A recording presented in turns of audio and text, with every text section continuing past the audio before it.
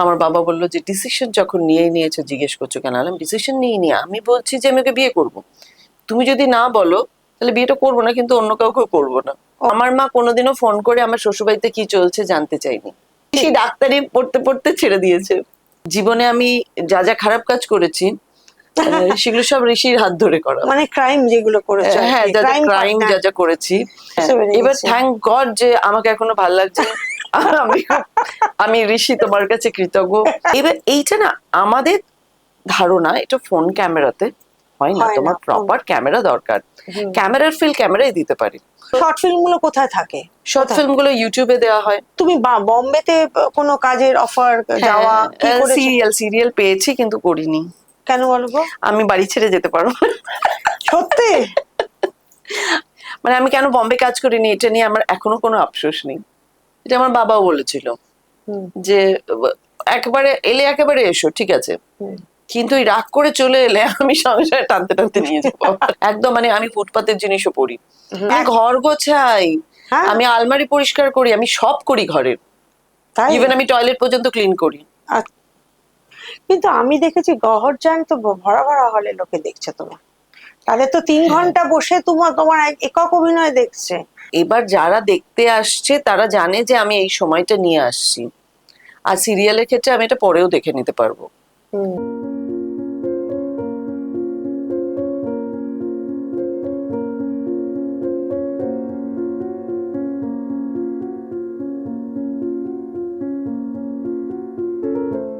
নমস্কার, নিবেদিতা অনলাইনে আমি নিবেদিতা দে আপনাদের স্বাগত।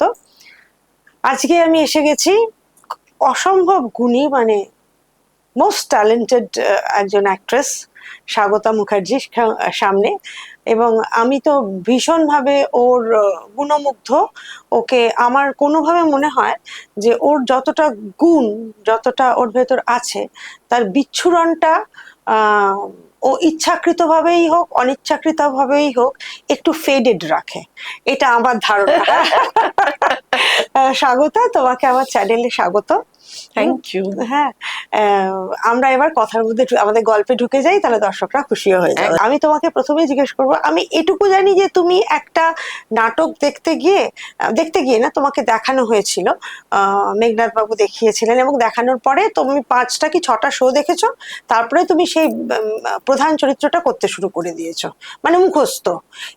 এই গুণটা তুমি কবে থেকে, মানে এইটা কি তোমার প্রথম থেকে এরকম মুখস্থ শক্তি? এবার সেটা তো কখনো পরীক্ষাই করা হয়নি, ওই তো বুঝলাম যে দেখতে দেখতে আমার মুখস্থ হয়ে গেছে। আমি তো তার আগে যেমন হয় মানে হ্যাঁ পড়াশোনা করছি সব ঠিক আছে, কিন্তু আমি যে দেখে মুখস্থ করতে পারি সেটা তো ওই নাটকটা দেখতে গিয়ে, তারপরে ওই মেয়েটির অ্যাক্সিডেন্ট হলো, আমাকে বাড়ি থেকে নিয়ে গিয়ে শো করানো হলো, আমি ডায়লগ ভুললাম না, এইটাতে আমি বুঝলাম যে আমি পেরেছি। তো বুঝতেই পারিনি। তোমার সঙ্গে ওনার মেঘনাথ ভট্টাচার্যের আলাপটা বা এটা একটু তোমার ছোটবেলাটা কি করে ওনার সঙ্গে আলাপটা, সেটা একটু। আমরা একই জায়গায় থাকতাম, তো ডোভার লেনে থাকতাম। হ্যাঁ, আমার বাবাও সেন্ট্রাল এক্সাইজে চাকরি করতেন, মেঘনাথ কাকু সেন্ট্রাল এক্সাইজে চাকরি করতেন, ইনফ্যাক্ট আমরা একই বিল্ডিং এ থাকতাম। আচ্ছা, আমরা ফার্স্ট ফ্লোরে থাকতাম, মেঘনাথ কাকু 7th ফ্লোরে থাকতেন, তার আগে আবার উল্টো দিকের একটা বাড়িতে থাকতেন, উল্টো দিকের একটা ফ্ল্যাটে। তো ছোটবেলা থেকে তো যেমন হয় পাড়াতে নাচ, আর আমাদের ভীষণ একটা কালচারাল একটা ইয়ে ছিল, নাচ হচ্ছে গান হচ্ছে, আর আমার বাড়ি ভীষণ ভাবেই গান শেখানো, নাচ করবে উৎসাহ দেয়া, যেটা আমার বাবা রেডিও ড্রামা করতেন, মানে সেটা আমি তো যখন ক্লাস 7-8 আমিও কয়েকটা পার্ট করেছি গিয়ে রেডিও ড্রামাতে। বাচ্চাদের দরকার বা একটা গ্রুপ, একটা সং আছে সেখানে, মানে বাবা চাকরি করতেন এবং তার সঙ্গে সঙ্গে এই শখটাও পূরণ করতেন অল্প কি, কারণ আমার বাবা চেয়েছিলেন যে পুরোপুরি অভিনয় করবেন, কিন্তু বাড়ির বড় ছেলে, সেটা হয়নি। কিন্তু আমার ঠাকুমার হাতে, আমার ঠাকুমার কাছে প্রথম বসে আমাদের সারেগামা শেখা। আমার ঠাকুমা ওই অর্গান বাজিয়ে গান করতে পারতেন, কলকাতার মেয়ে ছিলেন, তো স্বাভাবিকভাবে বাড়িতে না ওই একটা গান বাজনা হবে, এই হবে সেই হবে, পুরো চণ্ডালিকা আমার আর আমার দিদির মুখস্থ, আমরা পুরোটা গেয়ে নাচ করতে পারতাম। আচ্ছা, মানে শুধুমাত্র নাচ করছি বা গাইছি তা নয়, আমরা গেয়ে গিয়ে, আমি চণ্ডালিকার মা হতাম, আমার দিদি চণ্ডালিকা হতো, এবং মামার বাড়ি মাসির বাড়ি যেখানে যাচ্ছি তখন সবাই হ্যাঁ হ্যাঁ হ্যাঁ এবার চণ্ডালিকা হবে। আগেকার দিনে একটা বাচ্চাদের বলে ওটা করে দেখাও, হ্যাঁ ওইটা হতো। হ্যাঁ, তো স্বাভাবিকভাবেই ওইগুলো ছিল, মানে আমি একদম ছোটবেলা থেকেই গানটা শিখেছি। তোমার গান তো অসাধারণ, সেটাতে পরে আসছি, এটা ছাড়া তো ছাড়াছুড়ি নেই। কারণ যা রেঞ্জ তোমার গলার সে অসাধারণ। শুধু গানটা করেই তুমি তোমার জীবিকাটা চলে যেতে পারতো। আমি গানটাই শুধু করতে চেয়েছিলাম, বা আমি প্রফেসর হব, এই দুটো আমার খুব ইচ্ছে ছিল। তো আমি লেডি ব্রেবন থেকেও পড়াশোনা, মুরলীধরে আগে পড়তাম, তারপরে আমি লেডি ব্রেবন থেকে আমার ফিলোসফি অনার্স নিয়ে পাশ করি, তারপরে MA কমপ্লিট করি ক্যালকাটা ইউনিভার্সিটিতে। ওই সময় চলাকালীনই আমার এই মেঘনাদ কাকু গন্ডগোলটি করে দিলেন। কিন্তু আমার বাবা খুব স্ট্রিক্ট ছিলেন, যে আমার বাবা যখন আমার বাবাকে এসে জিজ্ঞেস করলেন যে চক্রবর্তীদা আপনার মেয়েকে একটু নেবো, তাহলে ইনফ্যাক্ট মেঘনাদ কাকু ছেলে প্রথম আমার ডিরেকশনে পাড়ায় নাটক করেছে। আচ্ছা। তো কি মিলন চক্র? না না, ওই আমাদের ডোভারলেনের ভেতরে রবীন্দ্র জয়ন্তী হতো, নজরুল জয়ন্তী হতো, পুজোর পরে তো একটা মহিলাদের নাটক, বাচ্চাদের নাটক, সবাই মিলে নাটক। হ্যাঁ, মানে এদিকে ক্লাব ঘর, ওদিকে লাইব্রেরি, প্রত্যেকটা জায়গা থেকে নানা রকম আওয়াজ আসছে পুজোর আগে, মানে বিভিন্ন রিহার্সাল হচ্ছে। এবার স্টেজটা যেই বাঁধা হলো মা দুর্গা আসার আগে, কারণ পাশে একটা গ্যারেজে মা দুর্গার মূর্তি গড়া হচ্ছে, রাত জেগে ওখানে রিহার্সাল হতো, স্টেজ রিহার্সাল। তো সেই পরিবেশে আমি বড় হয়েছি। তো আমার মনে হয় যে আমার এই পরিবেশটা আমাকে খুব হেল্প করেছে। আমি যদি ডোভারলেনে না থাকতাম, মানে ডোভারলেনে থাকতাম কিন্তু ওই জায়গায় যদি না থাকতাম তাহলে হতো না। মানে নিঃস্বার্থভাবে যিনি ডান্সের টিচার, তিনি কিন্তু মানে মনীষা কাকিমা, তিনি গান নাচ শেখান, কিন্তু ওইটা উনি ফ্রিতে করছেন। সবাইকে নিয়ে নাচের রিহার্সাল হচ্ছে, এই হচ্ছে সেই হচ্ছে, মেরে তোরে কেউ একদিন এসে ঘুগনি খাইয়ে গেল, যে খাবার দাবারও তো দরকার, টানা রিহার্সাল হচ্ছে। তো এইটা একটা পিকনিক টাইপের, হ্যাঁ, মানে মজার একটা ছোটবেলা কাটিয়েছি। ওই ছোটবেলাটা না এখনকার কোন লোক বুঝতে পারবে না। না না না না, কেউ বুঝতে পারবে না, বললেও বোঝানো যাবে না যে কিরকম পরিবেশটা, কিরকম বাবা কাকাদের আচার আচরণটা ছিল। মানে একটু রাতে যদি এই রাত করে আজকে বাড়ি ফিরছিস কেন, মানে এটা বলার অধিকার ছিল অন্য লোক, মানে বাবার কাকা, মানে আমার বাবা ছাড়া আরো 100টা লোক ছিল আমাকে বকার বাইরে। হ্যাঁ, যে কেউ বকে দিতে পারে রাস্তায়, একদম তাই। বা মা কোথাও একটা এমার্জেন্সি, কারো শরীর খারাপ যাবে, পাশের বাড়ির কাকিমার কাছে খেয়ে নেবে তোমরা, ওখানেই থাকবে। ওইটাই তো ছিল, মানে কোনো বিষয়ই ছিল না। হ্যাঁ, পুরো পাড়াই একটা বাড়ির মতো ছিল। হ্যাঁ, আর একটা 10 তলা বাড়ি, প্রত্যেকটা ফ্লোরে, মানে ওইটুকুনি এরিয়ার মধ্যে একটা দুটো তিনটে চারটে পাঁচটা ছটা বিল্ডিং, প্রত্যেকটা ফ্লোরে 6টা করে রুম আছে। তার মানে কতগুলো ফ্যামিলি একসঙ্গে, আর মাঝখানে বিশাল মাঠ দুটো, মানে খেলাধুলো খুব ভালো। তার মানে তোমার ছোটবেলাটা এনজয় করেছো? দারুণ এনজয় করেছি, এবং ওটা আমাকে গড়ে তুলেছে। হ্যাঁ, তোমার মধ্যে যে একটা জোভিয়াল এবং যে এনার্জেটিক যে ব্যাপারটা আছে, একটা ইলেকট্রিফাইং এনার্জি, সেটা তোমার ওইটা থেকে। হ্যাঁ, আর আমার বাবা ভীষণ এরকম এনার্জেটিক ছিলেন, এই কিছুদিন আগে চলে গেলেন। কিন্তু মানে 92-93 বছর পর্যন্ত একদম মানে দারুণ চনমনে। মান্না দে সঙ্গীত একাডেমিতে রয়েছে, ওদিকে গীতবিতান প্রাক্তনের সঙ্গে যুক্ত, পেনশনার্স অ্যাসোসিয়েশনের সঙ্গে যুক্ত, পাড়ার প্রোগ্রামে যুক্ত, মানে সবেতেই যুক্ত আছে। কখনো ফাঁকা নেই, না না, টাইম নেই, টাইম নেই। টাইম এটা কিন্তু দারুণ একটা পরিস্থিতি, তাই না? প্রত্যেকটা মানুষের টাইম আছে, বসে আছে ভীষণ, মানে কি করব ভাবছি। এটা আমার বাবা কেন জুটে যায় সব। নাহলে পাশের বাড়ির কারোর অপারেশন হবে, তাকে দেখলো, অমুক বাড়ির কেউ একজন মারা গেছেন, তার হয়তো মেয়ে কাজ করছে, সে পরবর্তীকালে আমাকে বলেছে যে যতক্ষণ আমার বাবার কাজ চলেছে মেসোমশাই এসে বসেছিলেন। তো এটা তো একটা অনুভূতিগুলো তো ওরকমই হতো।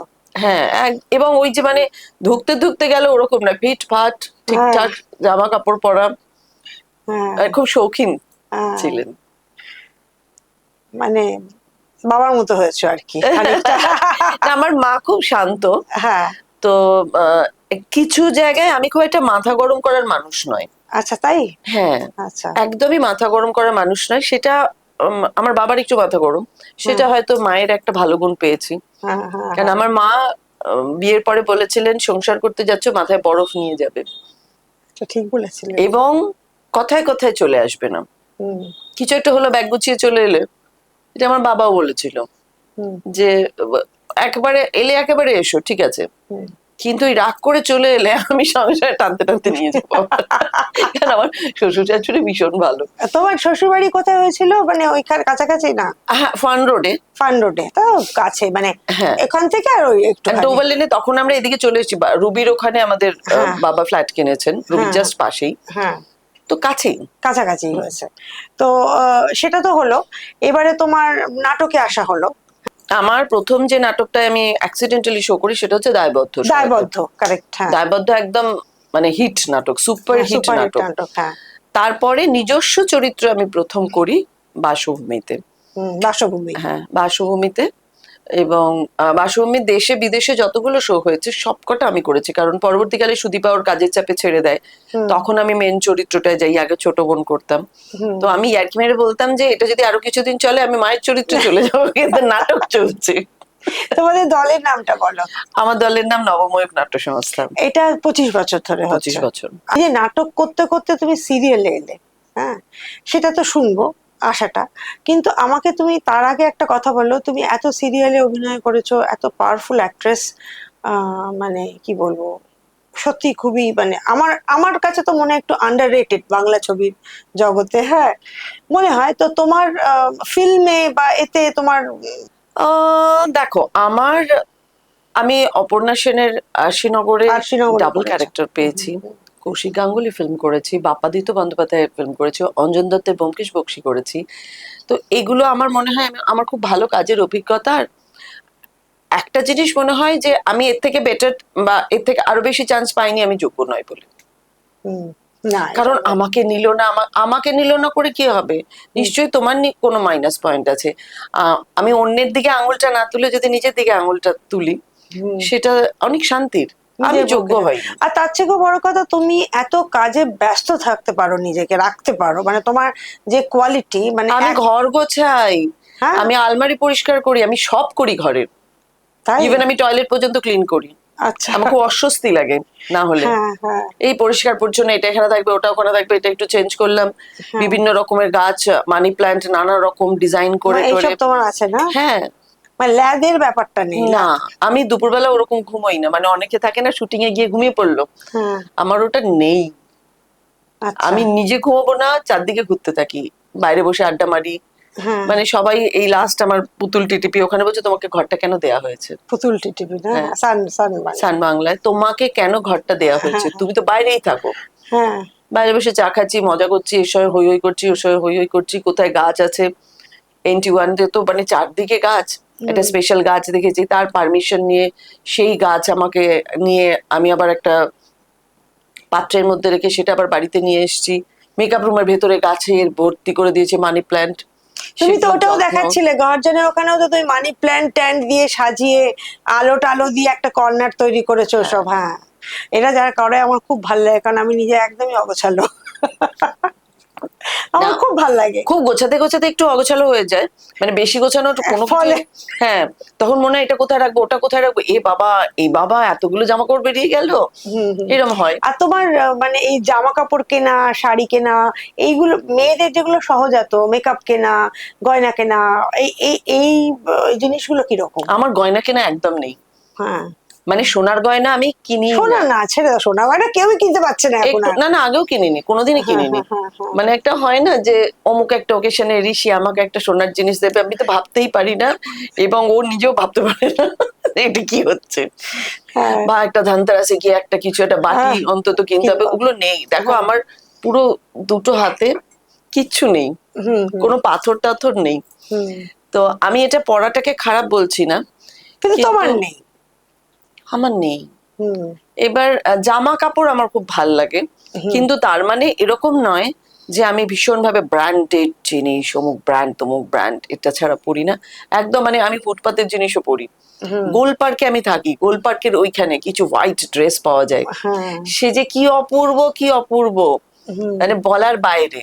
বা যেটা লিনেনের যে শার্ট গুলো থাকে, সত্যি হোয়াইট শার্ট গুলো, আমি তোমার একটা ছবি দেখেছি। হ্যাঁ, এবং আমার যে বন্ধু বান্ধব আছে তারা ওইরকম শার্ট ফার্ট দেখলে পেয়েছি পেয়েছি তোমাকে বলে, হ্যাঁ, কিনে পাঠিয়ে দিল।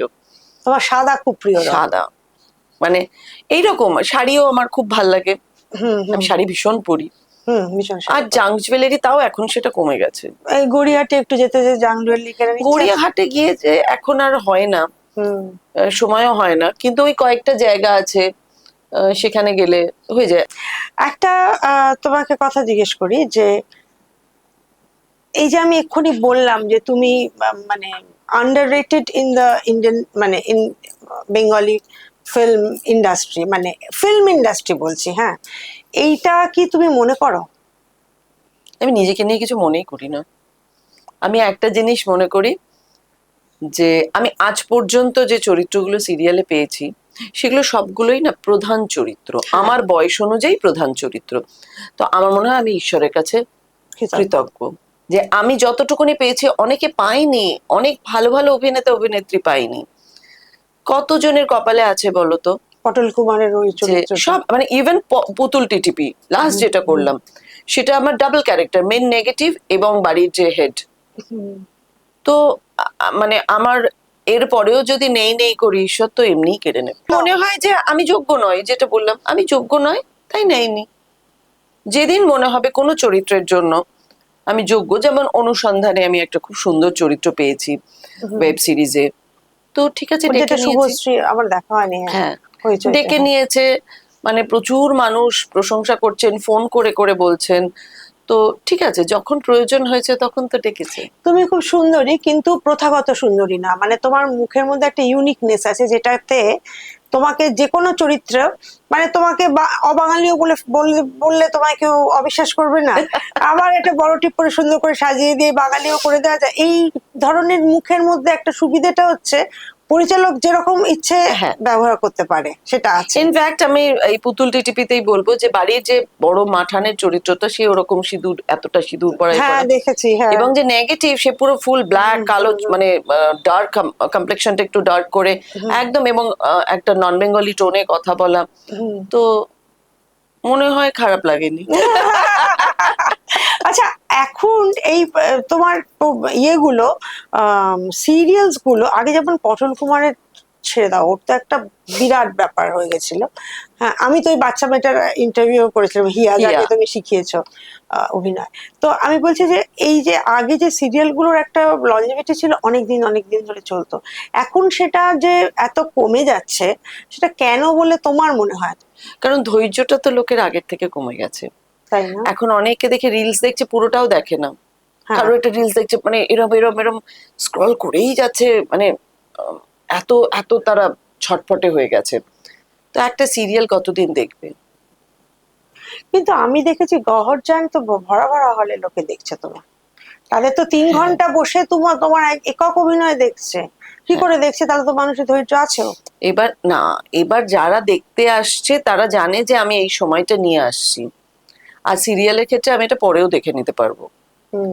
এইটা খুব গন্ডগোলের, যেটা আমার মনে হয় প্রেমের ক্ষেত্রেও হচ্ছে, যে আমি এক্ষুনি তোমায় দেখে নিতে পারছি, আমি একটা ভিডিও কল করছি, আর আমি এক্ষুনি তোমায় দেখতে পাবো না, তোমার সঙ্গে 7 দিন বাদেই আমার দেখা হবে। এই যে অপেক্ষাটা না, এটা একটা অন্য রস আছে, এই বড় বড় মধুর, বড় মধুর অপেক্ষাটা, সেই অপেক্ষাটা তো চলে যাচ্ছে। আমি এখন দেখবো না, আমি সকালে দেখে নেবো, আমি অমুক সময় দেখে নেবো।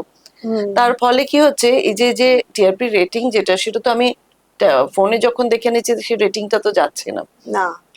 তো এই অপেক্ষাটা আমার মনে হয় একটা, মানে ডিজিটাল মিডিয়া এসে যাওয়াটা একটা বড় চাপ। হ্যাঁ মনে হয় আমার এটা, ওটা প্রযুক্তি। আর সত্যি কথা বলতে গেলে বিভিন্ন আগে যেটা বাইরের অনেক জিনিস দেখা যেত না, সেগুলো সব অ্যাভেলেবল এখন, অনেক ভালো ভালো ওটিটিতে ভালো ভালো কাজ হচ্ছে, সেগুলো তো মানুষ দেখবি। হ্যাঁ, এটাও সত্যি কথা।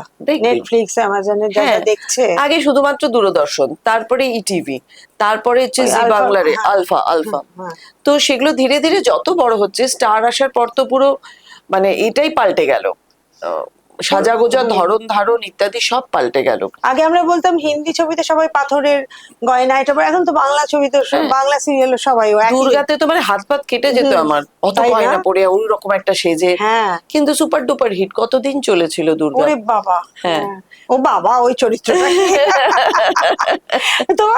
তোমার চরিত্রগুলো দেখলেই ভীষণ ভয় লাগে ভয় লাগে ধরনের হয়। আমি একটা শার্প ডিফারেন্স বলছি, ধরো অঞ্জনা বসু, হ্যাঁ, অঞ্জনাও তো ভীষণ রাশভারী, আর ওরকম আমাকে বলেছিলাম, তুই খুব হাসিছিল যে একটা রাশভারী বাড়ির কর্ত্রী, হ্যাঁ, সে যা বলবে ভীষণ ভালো, মানে তার কথাতেই চলবে টলবে। তো এইরকম ধরনের একটা চরিত্রের মধ্যে তোমাকে আমরা দেখতে চাই, হ্যাঁ, কিন্তু আমরা তোমাকে দেখি এমন চরিত্রে যেখানে মানে তুমি এই কেটে ফেললে, এই তাকে মেরে দিলে। না না, এই তো পুতুল টিটিপিতে সেটা ছিল না। পুতুলের রয়েছে একটা মহিলা মাঠান যে ক্যারেক্টারটি, সেই ক্যারেক্টারটি অবশ্যই ওই রকম, তার কথাতে হয়, এবং যে পজিটিভ হয় তার কাছে পয়সা থাকে না জেনারেলি, কিন্তু এর পয়সাও ছিল, পুরো গ্রামটা চালাতো, গ্রাম শুদ্ধ সবাই মাঠান বলে ডাকতো। আসলে তোমাকে না, তুমি এমন একটা পাওয়ারফুল অ্যাক্ট্রেস, তোমাকে যে কি করে পাবো বুঝতে পারছি না। পরে তোমার একটা গান তো ডেফিনেটলি শুনবো, তার আগে তোমার প্রেমটা শুনবো। প্রেম, ঋষি মুখার্জি। হ্যাঁ, না ঋষি মুখার্জি তো তোমার প্রেম ডেফিনেটলি, সেটা তো একটু কি করে হলো, কিভাবে দেখা হলো, কথা হলো, ও তো খুব আগে তো অনেক অভিনয় করেছে, প্রচুর হিরো, প্রচুর প্রচুর সিরিয়ালে, প্রচুর সিরিয়ালে, ফিল্ম হ্যাঁ ছিল, আমরা প্রচুর film দেখেওছি। করেছে। আমার তো মনেও আছে অনেক সিরিয়াল, নামগুলো মনে নেই কিন্তু সিরিয়ালস গুলো মনে আছে। ঠিক ঠিক। তো এখনো অনেক জায়গায় গেলে প্রতীক্ষা একটু ভালোবাসার কথা সবাই বলে, আরো অনেক হ্যাঁ, হ্যাঁ, হ্যাঁ, এগুলো বলে। আহ, কি করে হলো, আমার একটা বাসভূমি দেখতে এসেছিল, হুম, তারপরে তখন সুদীপা বসুর সঙ্গে ওর একটা ডাবিং এর কাজ চলছিল, হুম, তো খুব ভাল লেগেছিল, ও স্ট্রেট বাড়ি চলে এসেছিল সুদীপাকে বলে। তারপরে আমাকে বলেছিল, একদিন দুদিনের আলাপে বলেছিল যে বিয়ে করতে চায়। তো আমি বলছিলাম বিয়ে মানে, আমি তো চিনিই না, মানে আমি টেলিভিশনে দেখেছি নিশ্চয়ই, ও তার আগে, ডাইরেক্টলি বলে দিয়েছে না কলকাতা। হ্যাঁ তার আগে একটা জায়গায় আলাপ হয়েছিল, ভুলে গেছি, এতদিনের বিষয় তো। একটা জায়গায় গান করতে আমি গিয়েছিলাম, তখন আমি শুধু থিয়েটার করি, সিরিয়ালে আমি এসেছি বিয়ের পরে। আমি গান করতে গেছিলাম, ঋষি ছিল অ্যাঙ্কার। হুম, তো সেখানে যার হাই, আমি ঋষি আলাম, হ্যাঁ হ্যাঁ চিনি, এই কথাবার্তা কি কি গান করবেন বা আমার কাছ থেকে জাস্ট জেনে নিয়েছিল। তো আমাকে বলেছিল, আলাম আমি তো চিনিই না, মানে বিয়ে করার কোনো প্রশ্নই নেই। তখন বলেছিল যে না, আমি আমার গার্লফ্রেন্ড অনেক আছে, কিন্তু তাদেরকে আমি বিয়ে করব না, বিয়ে যাকে করব তাকে, এই যে বলছো বন্ধু হিসেবে কিছুদিন মিশি, তারপরে আমি তো বন্ধু হিসেবে দেখতেই পারবো না, হুম, অতএব আমি দ্বিচারিতাটা করব এইটা তো না। আমার খুব অ্যাট্রাক্ট করেছিল কথাটা, হ্যাঁ, বলছে দ্বিচারিতা করবো না, তুমি নাই বলতে পারো, কিন্তু তাহলে আমি মিশবো না। আচ্ছা, মানে আমি তো এই চলো আমি আর তুমি এখন বন্ধু, পরে দেখা যাবে, এই ব্যাপারটাই আমার মধ্যে নেই, তোমার প্রতি আমার কোনো বন্ধু, মানে আমার যে স্ত্রী হবে সে আমার বন্ধু নিশ্চয়ই হবে, হুম, কিন্তু সব বন্ধুরা স্ত্রী হবে না তো, মানে ওই হুম, সব খারো ওইরকম। হ্যাঁ, তো বললো যে আমি মিশবো না, মানে ঠিক আছে, হ্যাঁ, ইটস ওকে, হতেই পারে, হ্যাঁ, হতেই পারে, আমি বললেই যে তোমায় বলতে হবে তার তো কোনো মানে নেই। হ্যাঁ, কিন্তু আমি আমি পারবোই না এটা। আচ্ছা, তো তারপরে ওই হতে হতে হতে হতে বাড়িতে আসতো, কবিতা শোনাচ্ছে, গান গান গায় খুব ভালো, হ্যাঁ, ফোক সং তিনটে তুলিয়ে দিয়ে চলে গেল। এবার আমার বাবা বলছে, বাড়িতে তো এরম ভাবে কেউ আসে না, থিয়েটারে যাই যায় চলে আসে, ইটস ওকে। হুম, হুম, এই করতে করতে তারপরে আমার বাবা ভীষণ রাশবাড়ি ওরকম জায়গায়, তো আমার বাবাকে বলা হলো, আমার বাবা বললো যে ডিসিশন যখন নিয়েছো জিজ্ঞেস করছো কেন, আলাম ডিসিশন নিয়ে আমি বলছি যে আমি ওকে বিয়ে করবো, তুমি যদি না বলো তাহলে বিয়েটা করবো না, কিন্তু অন্য কাউকে করবো না, ও আচ্ছা, করবো মানে না তুমি। ততদিনে তুমি পটে গেছো। হ্যাঁ, এবার আমি বললাম যে আমি কেন তোমার মত ছেড়ে বিয়ে করব না, আমার যদি হতেই পারে আমি ভুল করছি, গন্ডগোল করছি, আমি কার কাছে ফিরবো, হুম, আমি তো আমার বাবার কাছেই ফিরবো, বাবা মার কাছেই ফিরবো, অতএব তোমাদের না যদি থাকে আমি করব না, কিন্তু অন্য কোথাও করবো না। আর আমার বাড়ি থেকে গোটে বিয়ে টিয়ে নিয়ে চাপ হুম, ছিল হুম, না। হুম, হুম, হুম। তো মানে তারপরে উদার মনস্ক পরিবার ছিল। হ্যাঁ, তবে এই হতে হতে পাড়ার মধ্যে একটু খোঁজ টোজ যেমন হয় আর হুম, কি। হুম, হুম। তো আর ঋষির বাবা মা ভীষণ শিক্ষিত, শুধু তাই না ভীষণ ভালো মানুষ।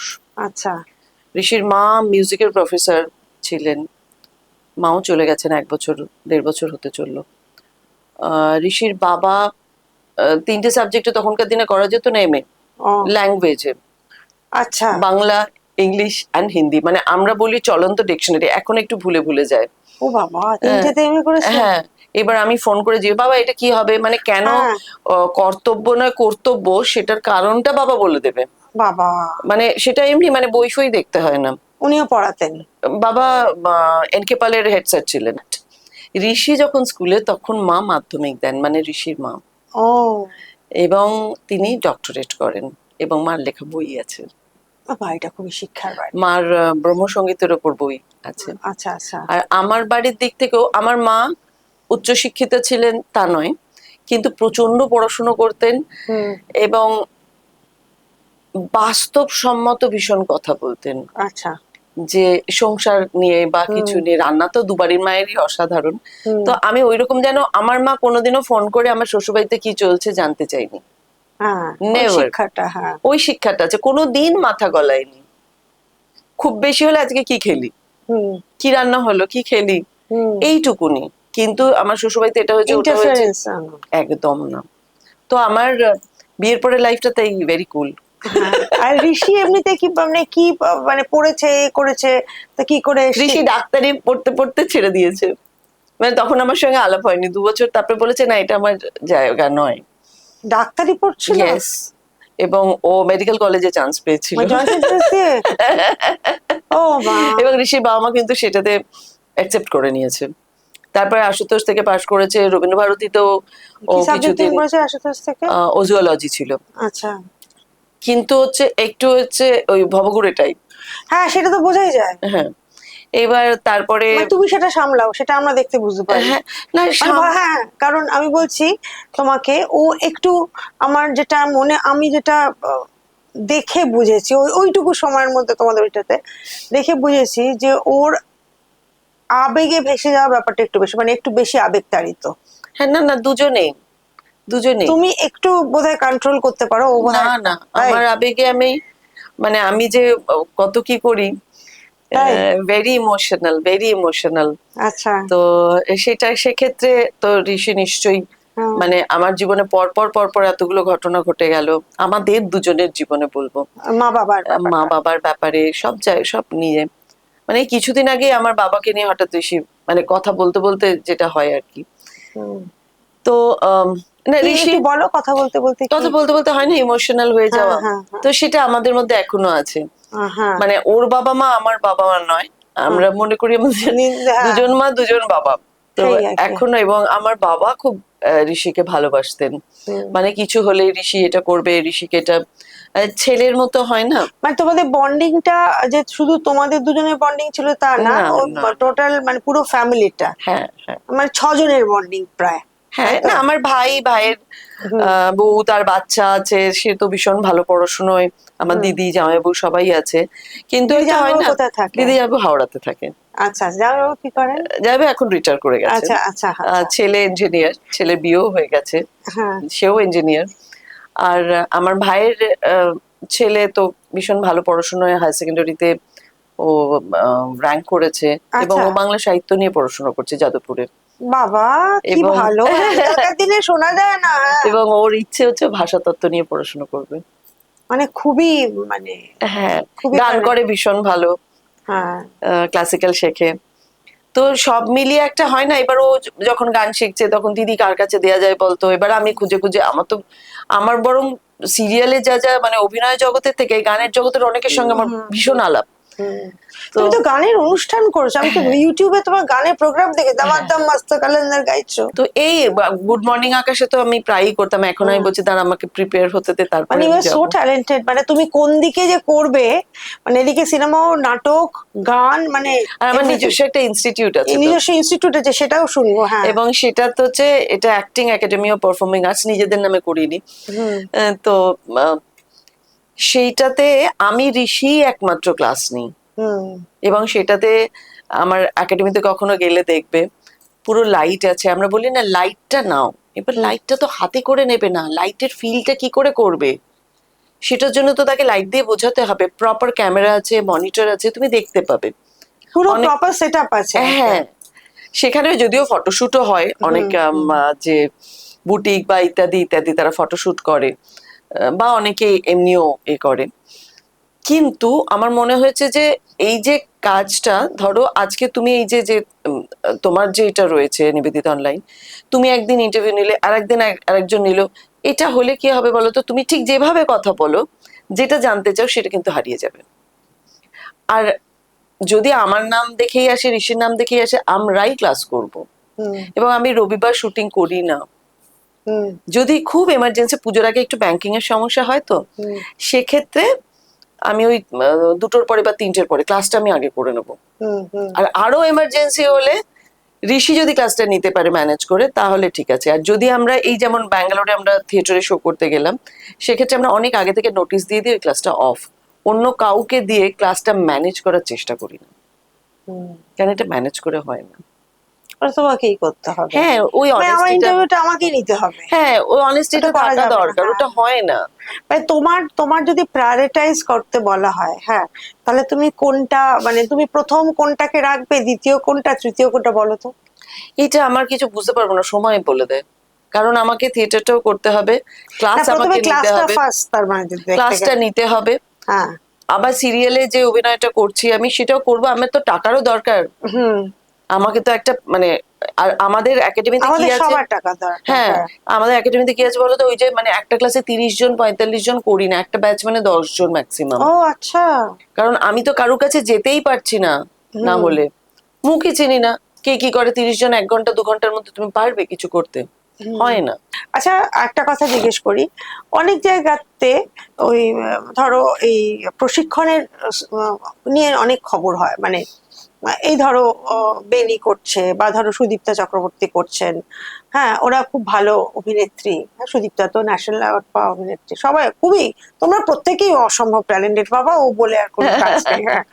তো আমি অনেক জায়গাতে দেখেছি যে এই এদের নামগুলো আসে, কিন্তু কোনোভাবে তোমার ইনস্টিটিউটের নামটা খবরে আসে না। এটার পেছনে কোনো কারণ আছে কি, নাকি তোমরাই সেভাবে প্রচার করতে পারো না, বা চাও না, না হোয়াট, মানে কি? না না, চাই তো সবাই, আমরাই পারিনি তাহলে। আচ্ছা, একটু শুনি তাহলে তোমার ইনস্টিটিউট থেকে কারা কারা কি কি করছে। আমার ইনস্টিটিউট থেকে তো প্রচুর 9 বছর হয়ে গেল। হুম, দেখো অনেক ইনস্টিটিউট আছে, আমার মনে হয় যে যিনি এটা লিখছেন তাহলে তার জানা উচিত যে কোন একাডেমি কতদিন আছে। হুম, হুম, খারাপও বলতে পারেন যে এটা খারাপ, কিন্তু জানা উচিত। হুম, হুম, এবার এখন হয় না যে আমি কাউকে দোষ দিচ্ছি না, দেখো তোমাদের সময় তোমরা একটা নিউজ করতে গিয়ে কতটা রিসার্চ ওয়ার্ক করতে হচ্ছে। রিসার্চ ওয়ার্কটা, হ্যাঁ, এখন হয়তো তোমাকে জিনিসটাই দিল গতকাল, আজকের মধ্যে তোমাকে জমা দিতে হ্যাঁ, হবে, হতেও বা পারে এক্ষুনি এক্ষুনি এক্ষুনি। করে দাও, এবার হ্যাঁ। তাদের হাতে জিনিস কম, কাউকে একটা জিজ্ঞেস করলো, তার কাছ থেকে যতটুকুনি ইনফরমেশন পেলো তাই করলো। হুম, হুম, তো দোষ দিই না, আমার যতটা, আমার একাডেমি তো প্রচুর ছেলে মেয়ে কাজ করছে, মানে আমি কারোর নাম ভুলেও যেতে পারি, সরি তোরা কিছু মনে করিস না। এখন যেমন চলছে কম্পাস বলে সিরিয়ালটি, সেটার হিরোইন আমাদের একাডেমির। এবং মজার কথা হচ্ছে ওকে তো আমি একটি চ্যানেলে, যে চ্যানেলে এখন কাজ করছে, ওকে পাঠিয়েছিলাম। তো 1 বছর বাদে এই কাজটা ওর ওয়ার্ক করলো, এবং এই চরিত্রটা করার জন্য হাউস থেকে আমাদের কাছেই আবার পাঠিয়েছে। আচ্ছা, মানে এই ঘটনা এর আগে, গ্রুমিং করার জন্য। গ্রুমিং, ক্যারেক্টার গ্রুমিং করার জন্য। হ্যাঁ। এবং মোটামুটি 99% যা সিরিয়ালে গ্রুমিং হয় আমাদের কাছে হয়। আচ্ছা। মানে সেটা ধরো সুশান্তর তো যত কাজ আছে, সুশান্ত দাস মানে টেন্ট, সব আমাদের এখানে গ্রুমিং। মানে আমি এখন বলতে শুরু করলে সব মানে ভুলেও যাব হয়তো একটু এতগুলো। সিরিয়ালের পরিচিত সিরিয়ালের নামগুলো বলো তাহলে। তারপরে ধরো জগদ্ধাত্রী যে হিরো, সৌম্যদীপ আমাদের একাডেমি স্টুডেন্ট, রাইমা সেনগুপ্তা এখন প্রচুর কাজ করছে আমাদের একাডেমি স্টুডেন্ট, সম্প্রীতা ও গৃহপ্রবেশে কাজ করছে, আরেকটি সিরিয়ালেও কাজ করছিল, আমি ভুলে গেছি। সম্প্রীতা আমাদের স্টুডেন্ট। এখন শ্রীমান ভগবান দাস বলে একটা একটা জি সোনারে কাজ চলছে, সেখানে আমাদের একাডেমির 2জন স্টুডেন্ট আছে, তারা কাজ করছে, মেয়ে 2জন। তো এরকম মানে আমি যে স্টুডিওতে এখন যাই সেই স্টুডিওতেই আমি দেখি যে আমার একাডেমির কোনো না কোনো স্টুডেন্ট রয়েছে। আর সিরিয়াল তো আমি মানে বলে, সুরিন্দারে যা যা হয় সব আমার কাছে গ্রুমিং এর জন্য আমার কাছেই পাঠানো হয়, সুশান্তর গুলো তাই। ইভেন স্টার থেকেও রেকমেন্ড করে দেয় অনেক সময়, অ্যাক্রোপলিসের অনেকগুলো কাজ করেছি। একদম নতুন ছেলে মানে সৈয়দ, তারপরে মানে কতজনের কথা বলবো আমি। তারপরে লালবাজার, লালবাজারে যে একটা বড় ব্যাচ, যে কম বয়সী ছেলে মেয়েদের নিয়ে যেটা করা হয়েছিল ওয়েব সিরিজ, সেটার গ্রুমিং আমরা করেছি। আচ্ছা, নতুন ছেলে মেয়ে মোটামুটি যা আসে, যে তাদের সিলেক্ট করে নিলে এবার তোমরা কি ইনস্টিটিউটে যাদেরকে নাও তাদের কি চুজ করে নাও, নাকি যে আসে তারা তারই? একটু চুজ করে নিই, কারণ আমাদের এক একটা ব্যাচে না 10 জনের বেশি থাকে না, আমরা রাখিই না। কারণ 10 জনের বেশি থাকলে আমি তো প্রত্যেকে পার্সোনালি জানতে পারবো না। এটা তো হতে পারে না। এবং যে কারণে কিন্তু ক্যামেরা, লাইট, সব তার ব্যবস্থা। একটা মনিটর, অনেক সময় মনে হয় যে আমি অভিনয়টা ভালো করলাম, বা অনেক গান করতে গিয়ে মনে হলো আমি পারফেক্ট গেয়েছি। রেকর্ডিং শুনে বোঝা যায় যে একটা জায়গায় একটু কম আছে সুরটা, সেটাকে আবার ঠিক করতে হয়। হুম, হুম, সেই রকমই মনিটরে দেখে বোঝা যায় যে আরে আমি তো যে এক্সপ্রেশনটা দিতে চেয়েছিলাম হয়নি, হুম, সেটা ওই ছেলে মেয়েদের ক্ষেত্রে খুব কাজে দেয়। হুম, এবার তাদের ওটা দেখানো হয়, দেখো তুমি কি করলে। হুম, এবার এইটা না আমাদের ধারণা এটা ফোন ক্যামেরাতে হয় না, হয় না। তোমার প্রপার ক্যামেরা দরকার। হুম। ক্যামেরার ফিল ক্যামেরাই দিতে পারে। সেটাও ঠিক, সেটা হ্যাঁ। সত্যি কথা। তো আচ্ছা আচ্ছা, বলো। হ্যাঁ, এইগুলো আমরা রাখার চেষ্টা করেছি। এবং করে সঙ্গে সঙ্গে দেখানো হ্যাঁ, ইত্যাদি। হ্যাঁ, তুমি দেখো তুমি কি করেছো। এবং শর্ট ফিল্ম বানানো হয় তোমাদের ওখান থেকে। আমাদের একাডেমির ছেলে মেয়েদের নিয়ে। আচ্ছা। তো সেগুলোতে ওরাই থাকে। অনেক সময় আমি হয়তো থাকলাম কোনোটাতে, মনে হলো মানে আমি তো এই শর্ট ফিল্ম গুলো কোথায় থাকে? শর্ট কোথায়? ফিল্ম গুলো ইউটিউবে দেওয়া হয়। আচ্ছা। মাঝখানে একটু কোভিড এর পর থেকে একটুখানি এরম এরম চলছিল, আবার আমরা নতুন উদ্যমে শুরু করেছি, এবার আসবে ধীরে ধীরে। মানে তোমার তো সময় কম পড়ে তাহলে, হ্যাঁ, কাজ করতে গেলে সময় কম পড়ে। তুমি যা যা করছো বলছো, তাতে তো সময় কম পড়ে। হ্যাঁ, একটু সময় কম পড়ে। হ্যাঁ, আবার পড়েও যায়। আমি তো আড্ডাও মারি। হ্যাঁ, আমি আড্ডা মারতে প্রচন্ড ভালোবাসি। হ্যাঁ, কিছু হয়তো কোনোদিন একটা সন্ধ্যে থেকে ফ্রি আছি, আমি তো ফোন করে করে এই ফ্রি আছিস, এই ফ্রি আছিস করতে থাকি। হ্যাঁ, হ্যাঁ, হ্যাঁ। তো এবং আমি ঋষি দুজনেই খুব আড্ডাবাজ। ঋষি একটু কম কথা বলে শুধু, আর আমি প্রচন্ড কথা বলি। আচ্ছা, তোমার জীবনে ঋষি একমাত্র প্রেম, আর কোনো প্রেম হয়নি? না, আমার প্রেম মানে কি বলতো, কারুর কারোর সঙ্গে গান কোনো ভালো সম্পর্ক? লাগতে পারে না, কিচ্ছু হয়নি? সময় পাওনি নাকি? সময়ও পাইনি, তারপরে আমার কাজ বাড়ি, ওই করতে তাতে করতে। অনেকটা সময় দিতে হবে। আর ঋষি ইজ ভেরি অ্যাকোমোডেটিং। হ্যাঁ, আর যে মানুষটার ভুলটা নেই হুম, কোনো, দেখো তোমার একটা কারুর ক্ষেত্রে তোমার একটা ভালো লাগা আসতে পারে, তার হয়তো গান তোমায় মুগ্ধ করেছে, তার আঁকা তোমায় মুগ্ধ করেছে, কিন্তু তুমি যদি একটা সিরিয়াস মানুষ হও, এবং তোমার কাছে যদি উল্টো দিকের মানুষটার একটা ভূমিকা থাকে, খুব বড় ভূমিকা থাকে, তোমায় জানতে হবে তোমার বাউন্ডারি কতটা। একদম। এই বাউন্ডারিটা ক্রস করলেই তখন তো সব লন্ডভন্ড হবে। হুম, আর আমার মানে প্রয়োজন হয়নি। ঋষি আমার মানে আমার ওইরকম হাজবেন্ড টাইপ ওরকম নয়, মানে আমরা খুব ভালো বন্ধু। হুম, হুম। জীবনে আমি যা যা খারাপ কাজ করেছি সেগুলো সব ঋষির হাত ধরে করা। মানে ক্রাইম যেগুলো করেছো, হ্যাঁ, যা যা ক্রাইম যা যা করেছি, ক্রাইম পার্টনার। হ্যাঁ, তো সেগুলো সবই। এবং আমি যদি আরো কিছু জীবনে ক্রাইম করতে মানে ইচ্ছে থেকে থাকে, সবাইকে আমি এটা বলি, না না, এটা যেদিন ঋষি থাকবে না, সেই দিন আমি এটা করব। কারণ ওর ওই রকম নেই, স্বাগতা এটা তোমার করা উচিত নয়, তুমি এটা পাবলিকলি একদম নয়।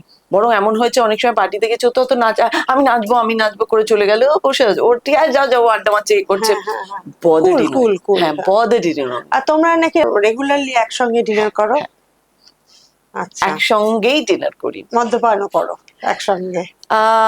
দেখো, হ্যাঁ মানে যদি কখনো করি একসঙ্গেই করি, হ্যাঁ, হ্যাঁ। কিন্তু মানে এরকম ওর নয় যে ঋষির একটা আলাদা ফ্রেন্ড সার্কেল, তোমার একটা আলাদা ফ্রেন্ড সার্কেল? না, বরং ঋষি যে স্কুলের বন্ধু বান্ধবরা যখন মিট করে, ওরা হয়তো কোনো একটা জায়গায় মিট করেছে, তো আমি হয়তো শুটিং এ আছি, ঋষি বলে শোন আমার বউ কিন্তু আসবে। ও বেচারা কোথাও যেতে পারে না, ও শুধু শুটিং বাড়ি করে, আমরা যেখানে যাই একসঙ্গে যাই, ও শুটিং শেষ হয়ে গেলে এখানে আসবে কিন্তু। আবুলিশের মতো। হ্যাঁ, এবং আমি কিন্তু সেখানে যাইও, মানে আমার ওই কোন ইগোটা কিন্তু কোন নেই। স্কুল থেকে পড়েছে? ও তো ওর এনকে পালের প্রচুর স্টুডেন্ট আছে, আচ্ছা। তো ওর আমার কিন্তু ওরম নেই যে না তোমার বন্ধুরা আমাকে তো বলেনি আমি কেন যাবো। না না, আমি যাবো। আমি যাবো, আমি আছি। এবার আমার হয়তো ইন্ডাস্ট্রির কোনো বন্ধু বান্ধব হয়তো একটা নতুন প্রজেক্ট করতে গিয়ে তাদের সঙ্গে খুব ভালো মজা হয়েছে, তারা বাড়িতে আসবে। ঋষি অন, মানে দুজনে খুব আমোদের লোক আর কি, হ্যাঁ, দুজনেই। হ্যাঁ, ঋষি অন ওটাতে, মানে ওর কোনো ওরম নেই যে না না ওদের সঙ্গে আমি কি কথা বলবো, ও আলাদা ঘরে আমি আড্ডা মারছি, ওরকম না, ওকে ওখানে প্রেজেন্ট থাকতে হবে, এবং ও থাকেও। কারণ বাকি গল্প, ধরো আমি তোমার সঙ্গে আজকে যা যা হলো না, তো সেগুলো তো সবই আমি ঋষির সঙ্গে শেয়ার করবো, কারণ তোমাকে দেখার আগে ঋষি কিন্তু তোমার সম্পর্কে সব জানে। তাই? ইয়েস, সব জানে। মানে তুমি সব, মানে কিছু রাখতে পারো, সব হ্যাঁ, এই হয়েছে, ওই হয়েছে, সেই হয়েছে, অমুক হয়েছে, তমুক হয়েছে। খুব ভালো শ্রোতা তার মানে। হ্যাঁ, মানে ও জানে এটা শুনতে হবে, কারণ আমি মানে বলতে থাকি এই হয়েছে, মাকেও বলতাম, মানে ঋষির মা যখন ছিলেন, তো এটা হয়েছে ওটা হয়েছে। ইভেন আমার যদি রেমুনারেশন বাড়ে কোনো সময়, আমি মাকে গিয়ে বলতাম মা বেড়েছে আমার রেমুনারেশন, তার মা বলতো বলতে হবে টাকা জমাও টাকা জমাও। তোমার তো আছে এক্ষুনি 5টা শাড়ি নিয়ে, মা এটা তোমার, এটা মামনের জন্য কিনেছি, এগুলো করো না। হ্যাঁ হ্যাঁ কিন্তু মানে আমি ওটা বলি, ঋষি সবার চরিত্রটা জানে আমার কাছে, মানে সে ঋষির সামনে আসার আগে ঋষি সবটা জানে যে কি হয়েছে অমুক দিন তমুক দিন। কালকেই যেমন রিহার্সালে একবার ঋষি বলছে যে এখন যেমন একটা নতুন নাটক ধরা হয়েছে, তো ঋষি বলছে যে এখনো এই শিবানী চরিত্রটা করতে গিয়ে সান বাংলার কাজটা ও অনেক সময় এসে বলছে এটা করেছি ওটা করেছি, এখনো বাড়িতে থিয়েটারের চরিত্রটা নিয়ে বলছে এটা এইভাবে বলছে ওটা ওইভাবে বলছে।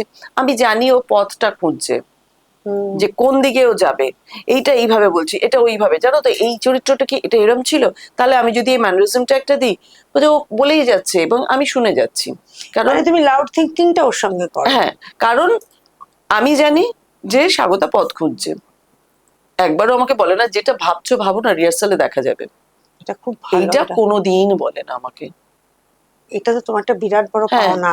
আচ্ছা হ্যাঁ হ্যাঁ তুমি ভাবছো ভাবো এটা নিয়ে, হ্যাঁ, বা কোনো সময় কারেক্ট করে দিল, বা গহরজান শেষ হয়ে যাওয়ার পর মাঝে মাঝে তো আমি মানে শেষ হয়ে যাওয়ার পর মানে কি, মানে গহরজান নাটকটা শেষ হয়ে যাওয়ার পর মানে যে পর্দাটা যে পড়লো, তারপরে অনেক সময় আমি কন্ট্রোলের বাইরে হয়ে যাই, এত কাঁদতে থাকি। এবং তখন কিন্তু ঋষিকা ঠিক আছে ওরম করে না, যেমন বাচ্চা মেয়েকে সামলায় সেরকম ভাবে জড়িয়ে ধরে, হ্যাঁ খুব ভালো করেছো শো, খুব ভালো করেছো, খুব ভালো হচ্ছে স্বাগতা, খুব ভালো, ব্যাস। কিন্তু কন্ট্রোল করো অনেকে থাকে না, কন্ট্রোল করো পর্দা উঠবে, ওইসব কিছুই বলে না। বাহ, খুব ভালো স্বাগতা, ভেরি ফাদারলি। হ্যাঁ তখন খুব একটা ফাদার ফিগার। হ্যাঁ, আবার ওই যে যখন বদমাইশি করতে যাওয়ার তখন কিন্তু আমি ঋষিকেই নিয়ে যাব। তোমরা একটা মানে অলমোস্ট প্রায় সিবলিং এর মতো হয়ে গেছে। হ্যাঁ তাই না বলো, যেমন হয় না ভাই বোন গুলো দুজনেই মারপিট করে, একজনকে ছাড়া একজন কিছুতেই করতে পারছে না, আবার করলেও দেখা একটা হ্যাঁ মানে এমনও হয়েছে রাত 12টার সময় আমি হয়তো কোনোদিন ফিরেছি, ও তো লিখেই যাচ্ছে, ও তো লিখেই যায়, কারণ ঋষি বলে যে লেখাটা যেহেতু লেখা নিয়ে ওর অনেকগুলো লেখা তো কলকাতার বাইরেও শো হয় থিয়েটারের, এবং একসময় ও বম্বের প্রজেক্টেও সিরিয়ালেও গল্প লিখতো। আচ্ছা, তো ওর কথা অনুযায়ী ও সিরিয়াল থেকে আচ্ছা বলে নাও কথা। থিয়েটার বহুদিনের, ওর থিয়েটার বহুদিনের, কলকাতায়ও কিছু সিরিয়ালের মানে লাইনার দেয়া ইত্যাদি ইত্যাদি তো করেছে। ওর কাছে লেখাটা হচ্ছে একটা তোমার অভ্যাসের মতো, যেমন হাঁটাটা একটা অভ্যাসের মতো, লেখাটা তুমি হয়তো খুব খারাপ লিখছো কিছু কিন্তু তুমি করে যাও এটা লিখতে, আর ও লিখেই যায়। এই অভিনয় থেকে সরে আসার ব্যাপারটা ঋষির কেন হলো? ভাল লাগলো না ওরা, যেমন ডাক্তারিটা ভাল লাগেনি। ওই ঠিকই, হ্যাঁ, এবার থ্যাংক গড যে আমাকে এখনো ভাল লাগছে। আমি ঋষি তোমার কাছে কৃতজ্ঞ, তোমার হঠাৎ করে বলনি আমাকে যে ভাল লাগছে না স্বাগতাকে, কিন্তু যদি কোনোদিন এটা ভাবে সেদিনও মুখটা এরকম করে চলে যাবে হরিদ্বারের পথে। তোমরা দুজনেই এত ভালো গান করো, ইনফ্যাক্ট তোমরা যদি চাও তোমরা মানে স্টেজেও ডুয়েট করতে পারো, ওনার গলাও আমি শুনেছি। না করেছি, কিছু জায়গায় করেছে, থিয়েটারে তো করি। করতে পারো। আচ্ছা, এবার একটা একটু পার্সোনাল যাচ্ছে, সেটা হচ্ছে তোমাদের সন্তানের ব্যাপারটা। হ্যাঁ, সেটা সম্পর্কে আমি কথা কোনো বাড়াচ্ছি না, তুমি নিজেই বলো। সন্তানটা হয়নি এরকম, এটা নিয়ে কোনো আমাদের চাপ নেই জীবনে। আচ্ছা, মানে কেন হলো না, আমি চাইনি আমার অভিনয় করতে গিয়ে, ওইসব কিছু চাপই নেই। হলো না ওটা নিয়ে আমরা মাথাও ঘামাইনি, ইনফ্যাক্ট আমার শ্বশুর শাশুড়ি মাথা ঘামাইনি। ওইটা এবং ঋষি একমাত্র ছেলে, হয়নি। আমার শ্বশুরমশাই এখনো বলেন যে সন্তান হচ্ছে তোমার কাজ, তোমার সন্তান তোমার ছবি হয়তো ছুঁড়ে ফেলে দেবে কিন্তু কাজ তোমাকে মনে রাখাবে। আমার পরিবারে ওই চাপটাই নেই। So nice. ইয়েস, মানে আমি ঈশ্বরের কাছে কৃতজ্ঞ যে এমন পরিবারে আমার জন্ম দিয়েছে, এমন পরিবারে আমাকে কখনো মনের মধ্যে মানে মেয়েদের তো একটা সহজাত একটা ইয়ে থাকে যে ঠিক আছে এবার একটা, না ওইরকম কিছু। শোনো, আমার জীবনটা ভীষণ আনপ্ল্যান্ড। হ্যাঁ, এরপরে সিরিয়াল করবো ওই চূড়ায় উঠবো, সবটাই না মানে হয়ে গেছে এবং আমি সেই গতির সঙ্গে গেছি এবং ওই গতির সঙ্গে আমি খুব আনন্দ করে বেঁচেছি। খুব ভালো। এবং আমার জীবনের আমার পারিবারিক গতিটা যেন ঠিক থাকে, হ্যাঁ, সেটার সঙ্গে আমি আনন্দে ভেসে গেছি। ভাসতে ভাসতে ঈশ্বর আমায় যেখানে নিয়ে যাবেন আমি যাবো। তুমি বম্বেতে কোনো কাজের অফার যাওয়া সিরিয়াল পেয়েছি কিন্তু করিনি। কেন বলবো? আমি বাড়ি ছেড়ে যেতে পারবো। সত্যি? আমাকে বলেছিল তখন দুর্গার পরে পরে, আর ইউ ম্যাড, তুমি জানো তোমার কত রেমুনারেশন হবে, হবে। হ্যাঁ, তো মানে তুমি যে কিন্তু যে ধরনের অভিনয় করো তাতে তো হিন্দিতে দুর্গার একটা পরেই বড়। পেয়েছিলাম, হ্যাঁ, কিন্তু আমার মানে আমি মন বাকি থেকে, একতা কাপুরের ওইসবে যে। আর না, বম্বে স্টার থেকেই আমাকে হ্যাঁ, বলেছিল, আমি তো এখানে Star তে, স্টারে হ্যাঁ। প্রজেক্ট করেছিলাম স্টার থেকেই, কিন্তু আমি কেন? আমি এত কিছু ছেড়ে যেতে পারবো না।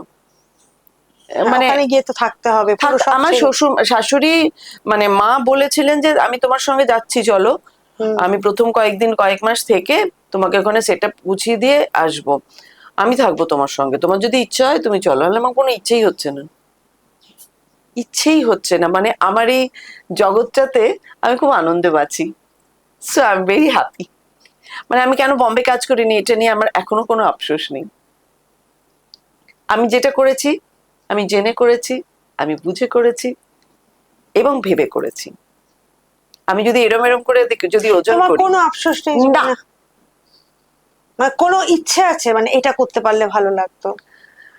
কিছু ইএমআই আছে, সেগুলো তাড়াতাড়ি মিটে গেলে খুব ভালো হতো, আর কিচ্ছু না।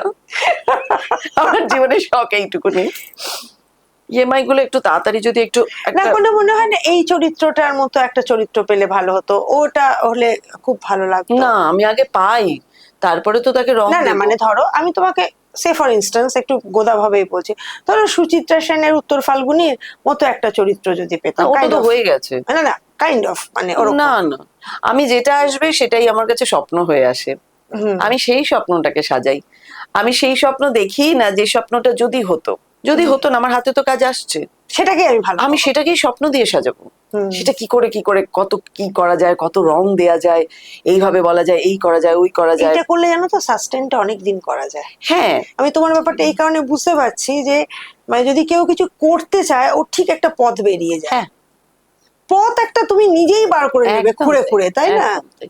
পথ এসে অনেক আছে, তোমায় খুঁজতে হবে, আমি না কিছু খুঁজে পাচ্ছি না, এলো না পেলাম এলো না, না। ওইটা আমার কেউ দিল না, এটা নট দ্য ওয়ে। দেওয়ার জন্য ঈশ্বর এরম করে রয়েছেন, হ্যাঁ, তোমার শুধু নিয়ে নিতে হবে। তোমায় নিয়ে নিতে হবে, অনেস্টলি। আমার যেটা তোমার গহরজান দেখে মনে হলো একটা একক অভিনয়, মানে 2.5 ঘন্টা, 2 ঘন্টা 2 ঘন্টা 10-15 মিনিট, আচ্ছা 2 ঘন্টা 10-15 মিনিট একা। আমি তো শাওলি মিত্র দেখেছি, নাথাবতী অনাথবধ দেখেছি, ওটা ছেড়ে দাও, ওটা একটা তো অন্য কাল্ট ব্যাপার। তোমারটা দেখলাম, আমি বিনোদিনী সুদীপটা দেখেছি, কিন্তু ওটা তো ওর একার না, সবাই মিলে হ্যাঁ, করেছে। হ্যাঁ, তোমারটা একদম একক, এবং এই যে এতটা মুখস্থ রেখে দেওয়া তোমার, মানে এটা মানে এটা প্রচন্ড পাওয়ারফুল একটা অ্যাক্টিং ক্যাপাসিটি। এইটা নিয়ে কিন্তু তোমার জীবনে আমার মনে হয় শেষ শেষ বয়স পর্যন্ত তুমি এটাকে কাজে লাগাতে পারবে, আমার এটা আমার ধারণা। তোমার এরকম কোনো কি প্ল্যান পরবর্তী? কিছু নেই, ইনস্টিটিউটটাকে আরো বাড়ানো? ইএমআইটা তাড়াতাড়ি দিতে চাই। এবং একটু দেশ বিদেশের কথা জানি যে বিভিন্ন দেশে বিদেশে তুমি ঘর জানিয়ে শো করেছো তো? বিদেশে যাইনি, বিদেশে যাওয়ার কথা হয়ে আছে, গহরজান আচ্ছা, বিদেশে যাইনি। কোনটা বিদেশে গেছে? বিদেশে আমি দায়বদ্ধ পারিশ্রমিক করে এসেছি। হ্যাঁ, দায়বদ্ধ বাস। আমেরিকার যতদূর আমার তো মনে থাকে না কিছু, 17টা না 18টা জায়গায় গিয়েছিলাম, আচ্ছা, এবং 3.5 মাস টানা ছিলাম, থেকেছিলে? থেকে শো করেছিলাম। এটা কোন ইয়ারে বলো? কিচ্ছু মনে নেই, অনেক অনেক আগে। বেশ আগে। আর গহরজান নিয়ে আমরা তো এই কোথায় কোথায় গেছি প্রপারলি আমি হয়তো ভুল বলছি, মনে হয় বম্বে, দিল্লিতে তো 2বার করেছি, তারপরে এই ব্যাঙ্গালোরে গহরজান 2বার হলো, মানে ব্যাঙ্গালোরটা সবাই সবে বলে মনে আছে, আরো আমি ভারতবর্ষের অনেকগুলো জায়গায় করেছি, সব মনে নেই সবগুলো। সবকটা মনে নেই, কিন্তু পড়েছো, মানে তুমি হ্যাঁ, খুব। হ্যাঁ আমি ওই যে বললাম আমি গুনি না, হ্যাঁ হ্যাঁ, কি হলো না হলো এখন যদি মানে বলতে তুমি বলে। ফ্রি ফ্লোয়িং, মানে তুমি যেরকম ভাবে জীবনটা আসছে হ্যাঁ, সেভাবে কাটছে। আমার শোটা করা নিয়ে কথা, গোনাটা তো আমার কথা নয়, তাই হুম না? হুম বা অনেকে বলে অভিনয়ের এতগুলো বছর সেলিব্রেট করলাম, আরে আমি সেলিব্রেট করছি নিজেকে, হুম। সেটা আমি আমার বাড়িতে করতে পারি। পাবলিকলি যেদিন, হ্যাঁ, শাহরুখ খানের বাড়ির সামনে লোকে দাঁড়িয়ে আছে জন্মদিন ওইটা হচ্ছে সেলিব্রেট করছে লোকে, কেউ জানেই না, আমি নিজেই বললাম, তো কিরকম একটা না।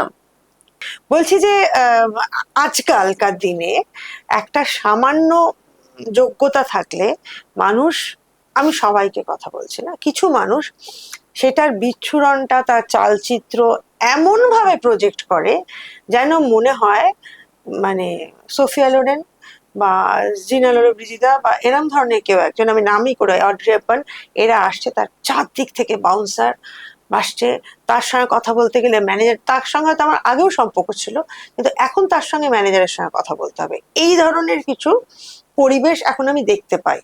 এবং বাউন্সাররা আসে আসে, আগে আমি জানতাম ঐশ্বর্য রায় যখন এসেছিল ঋতুপর্ণ ঘোষের চোখের বালি করতে, তখন ঐশ্বর্য রায়ের সিকিউরিটি ছিল, কিন্তু এখন যাদের কিনা সিকিউরিটি দরকার আছে কিনা আমার মনে হয় না, তারাও এরকম সিকিউরিটি নিয়ে ঘোরে এবং তারা যথেষ্ট নিজেকে একটা করে। তুমি আমাকে একটা কথা বলো যে তুমি যতদিন ধরে যত কাজ করছো, যতটা পাওয়ারফুল, একদম একটা পাওয়ার প্যাকড একজন অভিনেত্রী, তোমার মধ্যে কোন রকম ফ্রেমিং বা একটা ওরকম কিছু দেখি না কেন? প্রয়োজনে আমি সুরক্ষিত, প্রচুর মানুষের মধ্যেও আমি সুরক্ষিত, কারণ মানুষের ভালোবাসা আমি পাই। তাই আমি মানুষের থেকে, হ্যাঁ একটা জায়গায় হয় যেটা হয়তো, এমন অনেক জায়গায় যায় মেলা টেলা যেগুলো হয়, সেটা হয়তো যদি যারা থাকে না, মানে যারা ওখানে পুরোটা ম্যানেজ করে, প্রপারলি যদি ম্যানেজ করতে না পারে, ওই যে মানুষ এখন ভীষণ অসহিষ্ণু, তো এসে গায়ের ওপর পড়ে যায়, হুম হুম সেটার জন্য কিন্তু কারুর কারুর প্রয়োজনীয়তা আছে। হুম হুম। বা আমরা হয়তো যখন বাইরে যাই, সেক্ষেত্রে ওরা নিজেরাই ওইটুকুনি একটা ব্যবস্থা করে নেয়। না, যারা নিজেরা করে, মানে ধরো তাদের তারা 5 স্টার হোটেলে যাচ্ছে কোনো একটা পার্টিতে, তাদের 3টে বাউন্সার যাচ্ছে, তারা বই মেলে গেল, তারা সুরক্ষিত নয় হয়তো, সত্যি আমি জানি না। আমি খুব সুরক্ষিত, আমি ভীষণ সুরক্ষিত। লোকে এসে কথা বলে বা কিছু করে, হ্যাঁ মাঝে মাঝে যেটা হয় সেটা মাত্রাতিরিক্ত, সেটা নিশ্চয়ই ভালো লাগে না। একটা মাস্ক পরে নিই অনেক সময় তাই বইমেলাতে, হ্যাঁ বই মেলাতে মাস্ক পরে না? মাস্ক পরে নিয়ে যাই, কিন্তু প্রবলেম হয় ঋষি মাস্কটা পরে না। ওহ, এবার ওকে তো সবাই চিনতে পারে, হ্যাঁ আর সঙ্গে আর কে থাকবে, হ্যাঁ হ্যাঁ হ্যাঁ, হাইট ফাইট মিলিয়ে বুঝতে পারে এই আছে, কিন্তু দাও ঠিক আছে, অসম্ভব খারাপ লাগে না। ঠিক মল আছে। টলে হ্যাঁ হ্যাঁ, তাই তো। লোক এসে হয়তো কথা বললো বা এ করলো, হুম, আমার অসুবিধা হয় না। আমি হয়তো সেই মাপের অভিনেত্রী নয় যার অসুবিধা তৈরি হবে, বা আমি খুব সুরক্ষিত, দুটোর যে কোনো একটা। মলে তো যাই, নিশ্চয়ই হ্যাঁ যাই, হ্যাঁ হ্যাঁ, জিনিসপত্র নিশ্চয়ই যাই। আমি রাস্তায় হাঁটতেও বেরোই, হ্যাঁ লেকেও যাই হাঁটতে, হ্যাঁ। মাঝে মাঝে, এখন আর হয়ে ওঠে না, কিন্তু পাড়ার মধ্যে তো। তোমার এমনি ডায়েট রেজিম, শরীরের চর্চা কি কি এগুলো? হাঁটার চেষ্টা করি। ডায়েটটা আমি বরাবরই আহ, একটু ঠিকঠাক করি, খাওয়ার পরিমাণ ধীরে ধীরে কমে গেছি।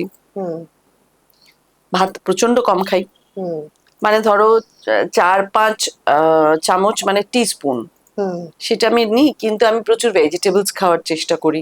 হুম একটা খুব তাড়াতাড়ি 8:30টায় বেরোবো বাড়ি থেকে, মাছের ঝোল ভাত যদি আমি নিয়ে যাই, মাছের ঝোলে প্রচুর সবজি দিয়ে দিই, হুম। মানে দিয়ে দিতে বলি। এবার ওই মাছের ঝোলের মধ্যে ভাতটা কিরম ছড়িয়ে ছড়িয়ে দাও, দিই। ভাতের মধ্যে ওটা না দিয়ে ওটার হ্যাঁ মধ্যে ভাত হ্যাঁ, আর কি, হ্যাঁ। বা গ্যাপে একটা ফল খাওয়া। হুম হুম। রাত্রিবেলায় ওরকম, এখন তো মোটামুটি স্যুপ বা এটার মধ্যে চলে গেছি রাত্রে? রাতে। ও, একটু ক্রেভিং হয় না খাওয়ার? না, না, আর আচ্ছা, অভ্যেস মানে হয়ে গেছে। না না, অভ্যাস না, আমার ওরকম হয় না। মানে অনেকে থাকে না রাত্রিবেলা ঘুম থেকে উঠে খায়, আমার হ্যাঁ কোনোদিন ঘুম থেকে উঠে, মানে যদি কোনো কারণে, যে কারণে আমরা রাত্রিবেলা ঘুম ভাঙে আমরা সবাই জানি, হ্যাঁ। সেটুকুনি কাজ সেরে আবার কখন আমি ঘুমিয়ে পড়বো। তুমি পড়লেই ঘুমো? মানে তুমি কিরকম হ্যাঁ মানে ধরনের? 1টা-2টোর সময়, যখন বাবা খুব অসুস্থ ছিলেন বা কিছু, কারণ আমি তো সারাদিনে আর ঘুমোই না। হ্যাঁ, আমি ওই যে 6টা-6:30টায় ক্লান্ত উঠছি, হয়ে পড়ো ফলে? হ্যাঁ ক্লান্তিটা তো আনতে হবে, না হলে আমাকে কে ঘুম পাড়াবে? এ কি ছোট বাচ্চা, মা ঘুম পাড়াবে? তো আমাকে জানতে হবে আমার ঘুমটা কি করে আসবে। আমি যদি মাঝে মাঝেই ঘুমিয়ে পড়ি, তো ঘুমেরও তো একটা লিমিট আছে, তোমায় কত দেবে, হুম হুম হুম। তাই না? ঘুম তখন তোমাকে ওই ঘুমের ওষুধ খেতে হয় না এখনো ঘুমানোর পর্যন্ত জন্য? না, তা আমি জানি না কাল থেকে কি হবে, হ্যাঁ, কিন্তু আমাকে এখনো পর্যন্ত ঘুমের ওষুধ খেতে হয় না। খুব ভালো। তো আর আমি যতক্ষণ মোটামুটি জেগে থাকি আমি তো কথা বলতেই থাকি। তাহলে আমি তোমাকে একটা সাম আপ করি এবারে শেষে, প্লিজ। হ্যাঁ। আমি এটাই, স্বাগতাকে আমার চিরকালই ভালো লাগতো, এখনো তো কথা বলে আরো বেশি ভালো লাগাটা বেড়ে গেল। আর একটা জিনিস বুঝতে পারলাম, একদম মাটির সঙ্গে থাকা একজন মহিলা, এবং যিনি এতটাই সুরক্ষিত যে তার বাউন্সার দরকার হয় না। যদিও আমার মনে হয় তার যে প্রতিভার যে খনিটা ওর মধ্যে রয়েছে সেটা তো আপনারা সবাই জানেন, আমি নতুন করে কি বলবো। কিন্তু তার বিচ্ছুরণটাকেও একটু সাবডিউট করে রাখার চেষ্টা করে, এটা আমার একটা ওর সম্পর্কে বক্তব্য। আর দ্বিতীয় নম্বর কথা হচ্ছে, ও কাজ টাজ সবকিছুর আগে একটা খুব মানে উদার এবং সুন্দর মনের মানুষ। তারপরে ওর কাজটা, আমি কথা বলে যেটুকু বুঝলাম যে এইটা ওর আগে, তারপরে ও কাজটাকে ভীষণ ভালোবাসে এবং ভীষণ ফ্রি ফ্লোয়িং একটা মানে মানে পাখির মতো উড়ে যাওয়ার মতো একটা মেয়ে। হ্যাঁ, তো এই বলে আজকে আমার তো ওকে ভীষণই ভালো লাগলো, আপনারও ভালো লাগলো, নিশ্চয়ই ভালো লাগলো। এই বলে আজকে আমার এই অনুষ্ঠানটা, ছোট্ট গল্পটা শেষ করছি। ভালো থাকবেন, আশেপাশে সবাইকে ভালো রাখবেন। নমস্কার। নমস্কার, আমি স্বাগতা মুখার্জি। আপনারা তো আমাকে আজকে দেখলেন নিবেদিতা অনলাইনে। আমি কিন্তু রেগুলার দেখি নিবেদিতা অনলাইন, খুব মজা লাগে, খুব ভাল লাগে, খুব আন্তরিক গল্পগুলো। আপনারাও কিন্তু দেখবেন আর সাবস্ক্রাইব করবেন নিবেদিতা অনলাইন।